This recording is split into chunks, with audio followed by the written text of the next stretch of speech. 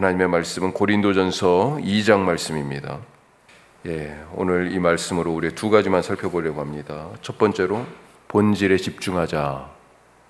그렇죠. 살면서 본질이 아닌 것에 시간과 에너지를 쓸 때가 너무나 많이 있어요. 나중에 지나고 나면 내가 그거 안 해도 됐는데, 내가 그 자리에 없어도 됐는데, 이런 후회가 밀려오죠. 사금 아시죠? 사금. 사자가 모래사자예요. 모래와 금이, 금가루가 섞여 있는 거죠. 이게 예전에 광맥이 있던 데가 이렇게 풍화도 되고, 또 거기에 물 흐르면서, 그래서 모래 속에 금가루가 섞여 있는.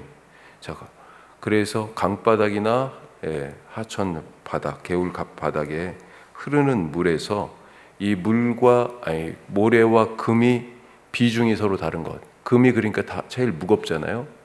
그것을 이용해서 흐르는 물에 이 금가루가 섞인 모래를 같이 이렇게 떠내려 보내면서 모래가 이렇게 떠내려 가니까 남은 것은 무거운 금만 남는다. 그래서 이제 그렇게 사금을 캐는 그런 것들을 우리가 알 수 있습니다.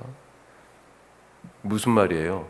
그 본질이라고 얘기할 수 있는 금을 찾기 위하여 나머지는 버리는 거죠. 물에 떠내려 보내는 것입니다. 우리 생활은 어떻습니까?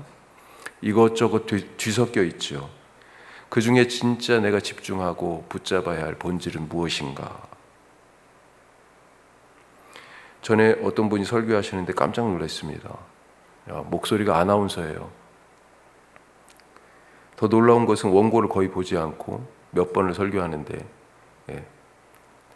어떻게 그렇게 암기를 하신 건지. 근데 거의 토시 하나 틀리지 않고 그렇게.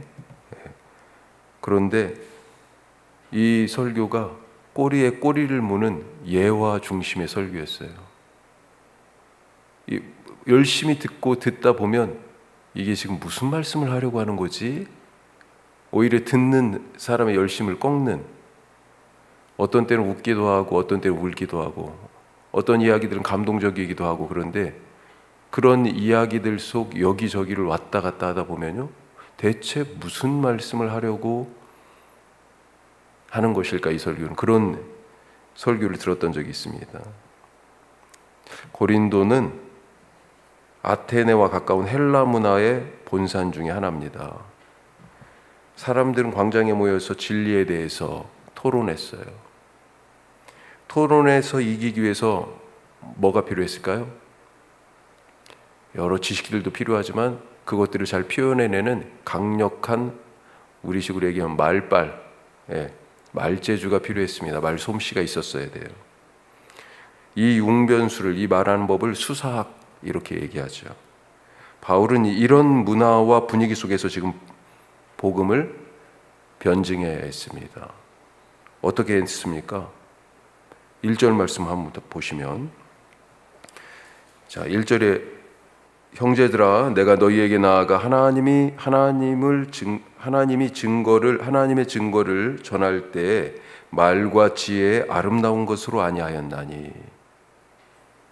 뭘로 했다고 되어 있습니까?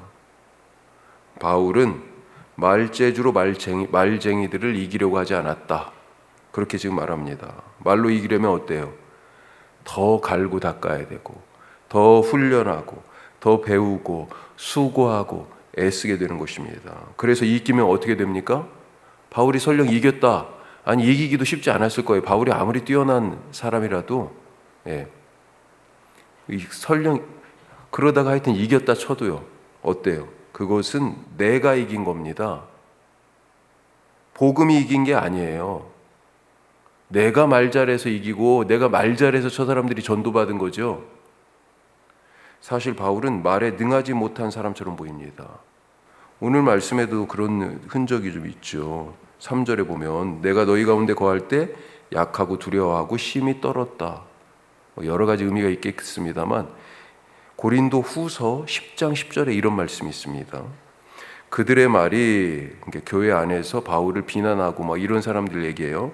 그들의 말이, 그의 편지들은 무게가 있고 힘이 있으나 그가 몸으로 대할 때에는 약하고 그 말도 시원하지 않다. 아니, 별로 말도 못하고, 사람이 그런 힘이 있는데 직접 보면 아우 말도 못하고, 지금 여기 3절에서 두려워하고 심히 떨었다 이렇게 돼 있잖아요. 어쩌면 이 사람들은 또 이렇게 얘기하지만 또 약간 다른 면으로 보면, 이 고린도 교회가 아직 유아적인 상태에 있기 때문에 그들을 그렇게 많이 봐준 그것을 이 고린도 사람들이 바울이 약한 것을 오해하고 있었던 건 아닌가, 뭐 이런 생각도 해볼 수 있습니다만, 하여튼 바울은 말솜씨에 집착하고 의지하지 않고 뭐에 집중해요? 본질에 집중합니다. 그래서 사람의 말재주로 당신들에게 복음을 전한 게 아니라 2절 말씀에, 자 2절 같이 읽어보죠. 내가 너희 중에서 예수 그리스도와 그가 십자가에 못 박히신 것 외에는 아무것도 알지 아니하기로 작정하였음이라. 그래요. 바로 이겁니다. 바울이 집중한 거예요. 이거예요. 예수 그리스도와 그가 십자가에 못 박히신 것, 거기에 능력, 이것이 복음이고 이 복음 안에 능력이 있음을 믿었던 거예요. 세상 속에서 살 때 그들과 경쟁해서 이기려고 하지 마시기 바랍니다. 훨씬 잘해요. 그들이 그렇게 사는 거 더 잘 알고요. 어떤 부모님들이, 사실 부모님들은 자녀들을 볼 때 막 걱정이 되고, 이러다가 우리도 그거 해야 될 것 같은데 그거 안 하면 불안하고 걱정되고 괜히 애한테 미안하고. 왜요? 다른 부모님들이 다 하니까. 그런데 그런 방법으로 경쟁하듯이 사실 떨쳐내야 한다 생각하면서도 쉽지가 않죠. 우리는 본질에 집중할 수 있기를 바랍니다. 세상 부모들이 자식들을 여기저기 맡길 때 우리는 하나님께 우리의 자녀들을 맡길 수 있기를 바랍니다. 자, 그러면 말재주 말고 어떻게 복음을 증거했을까요? 증거해야 하고, 또 4절 말씀 보시면 뭘로 해야 된다고 나와 있습니까? 같이 읽어요. 내 말과 내 전도함이 설득력 있는 지혜의 말로 하지 아니하고 다만 성령의 나타나심과 능력으로 하여.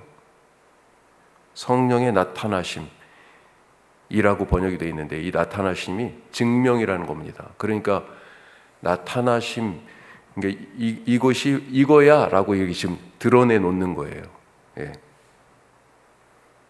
성령의 나타나심으로, 성령의 증명하심으로, 성령의 능력으로 복음을 증거한다는 것입니다. 예수님이 승천하시면서 제자들을 이제 세상에 남겨놓고 또 세상에 보낼 때 복음의 증인이 되라고, 이 증인들 제자들에게 예수님이 무엇을 약속하셨어요? 방법도 주신 거예요. 성령을 약속하셨습니다. 예수 그리스도와 그의 십자가에 못 박히신 것, 이것은 누가 증언해요? 성령이 증언하시는 거예요. 성령이 나를 통하여. 자, 두 번째, 그런 의미에서 성령으로 보이셨다. 성령이 있어야 봅니다. 성령으로 보이셨다고요. 하늘의 눈을 맨눈으로 봤었어요. 고대 사람들, 아니 고대까지도 아니죠. 갈릴레이 이전의 사람들. 갈릴레이 각 망원경을 발명한 건 아닙니다. 네덜란드인가요? 거기에서 먼저 사람들이 발명했었는데 대중화시킨 게 갈릴레오예요. 자, 그 전에는 맨눈으로 밤하늘을 봤어요. 별이 얼만큼 보여요? 그만큼 보입니다. 그만큼. 근데 망원경으로 보니까 이만큼, 못 보던 별들이 이만큼 보여요. 그런데 지금은요, 훨씬 더 많은 별들을, 우주 속에 있는 별들을 봅니다. 이 망원경이 어디에 있어요? 지구 궤도 바깥에 있어. 궤도 위에 떠 있어요. 훨씬 더 많이 볼 뿐만 아니라 더 자세하게, 더 많이, 더 깊이, 더 오래된 빛을 사실은 보고 있어요. 우리가 볼 수 있는 빛의 영역을 우리는 볼 수 있다 그래가지고 가시광선 이렇게 얘기합니다. 그런데 가시광선은 빛 전체가 이만큼이라고 그러면 이 빛의 스펙트럼의 일부예요. 아주 파장이 긴 쪽은 적외선, 그 그리고 파장이 짧은 쪽은 자외선. 팔주노초 파남 보라 바깥이 자외선인데 안 보이잖아요. 빨강 바깥쪽이 적외선인데 안 보이잖아요. 이 자외선 바깥으로는 X선도 있고 감마선도 있고 뭐 이래요. 우리가 볼 수 있는 영역은 딱 이만큼밖에 안 됩니다. 그런데 빛이 그 이외에도 더 많은 영역이 있다는 거죠.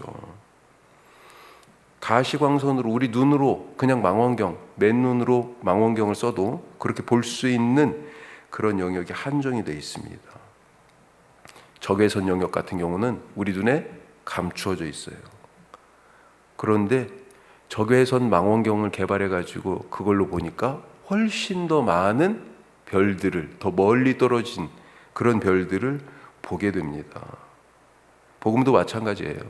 육체의 눈으로는 예수가 구원자인 것이 안 보입니다. 볼 수가 없어요. 육체의 눈으로는 절대로. 앞선 1장 22절에 보면 유대인들은 표적을 구하고 헬라인들은 지혜를 찾는다 이렇게 되어 있습니다.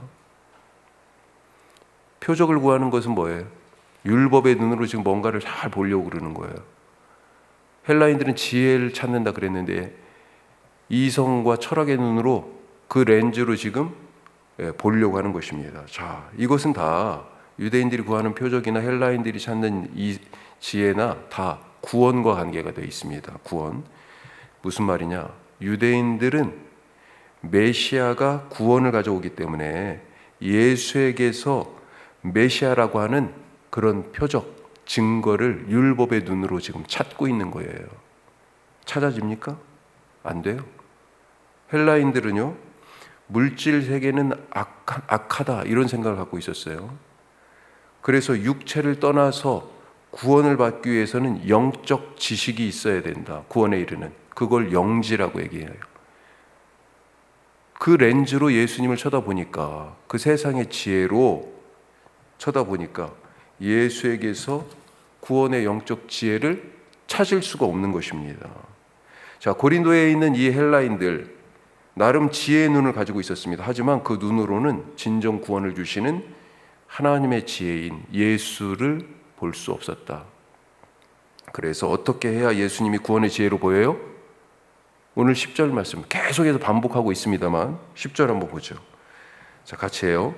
오직 하나님이 성령으로 이것을 우리에게 보이셨으니 성령은 모든 것 곧 하나님의 깊은 것까지도 통달하시느니라. 아멘. 성령을 통해서만 하나님의 뜻을 알 수 있고 하나님을 볼 수 있고 예수 그리스도가 구원자이신 것이 믿어지게 되는 것입니다. 성령을 통해서만 가능해요. 다른 것으로는 안 보여요.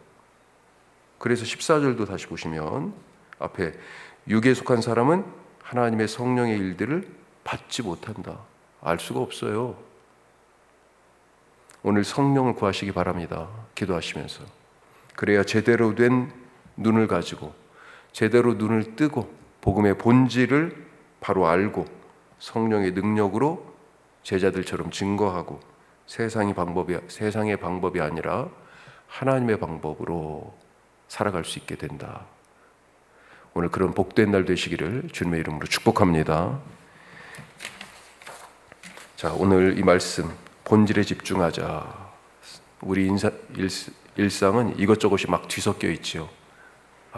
내가 정말 꼭 만나야 될 사람, 꼭 해야 될 일, 이 시간을 어떻게 보내야 할 것인지. 때로는 휴식이 본질일 수도 있어요. 때로는 집에 있는 것이 본질일 수 있고요. 때로는 누군가를 찾아가는 것이 본질일 수 있고요.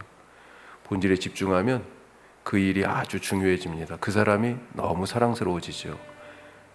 주님, 오늘 그런 날 되게 하시고 또 성령의 안경 쓰고 성령의 렌즈로 세상을 바라보고 사람들을 대하게 하여 주옵소서. 우리 성령을 구하시기 바랍니다. 뿐만 아니라 우리 선교 동역지들 오늘 위해서 기도하시고요. 지방선거가 오늘 이제 본투표가 있죠. 이미 시작되었습니다. 20분 지났네요. 하나님 좋은 일꾼, 주님이 정하신 일꾼 잘 세워지게 하여 주옵소서. 그리고 이 권리를 행사하는 시민들에게 분별의 지혜, 선택의 용기 허락하여 주시옵소서. 우리 다 같이 기도하겠습니다.